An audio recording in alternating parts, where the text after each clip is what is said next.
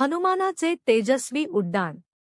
एकदा प्रभू श्रीरामांच्या कार्यासाठी हनुमान आकाशात झेप घेत होते।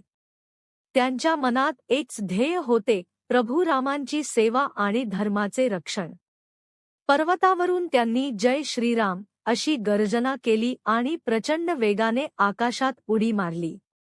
हनुमान इतक्या वेगाने उडत होते की त्यांच्या मागे अग्नीच्या ज्वाळांसारखा तेजस्वी प्रकाश दिसत होता।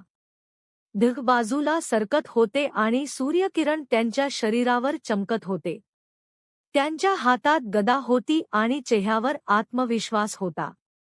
मार्गात काही राक्षसांनी त्यांना थांबवण्याचा प्रयत्न केला, पण हनुमानाने धैर्याने त्यांचा पराभव केला।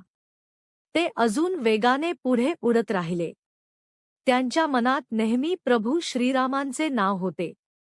भक्ती, धैर्य आणि शक्ती यांच्या जोरावर त्यांनी आपले कार्य पूर्ण केले। ही गोष्ट आपल्याला शिकवते की श्रद्धा, धैर्य आणि चांगल्या हेतूने केलेले काम नेहमी यशस्वी होते। जय हनुमान, जय श्रीराम। व्हिडिओ आवडल्यास लाईक शेअर करा आणि फॉलो करायला विसरू नका।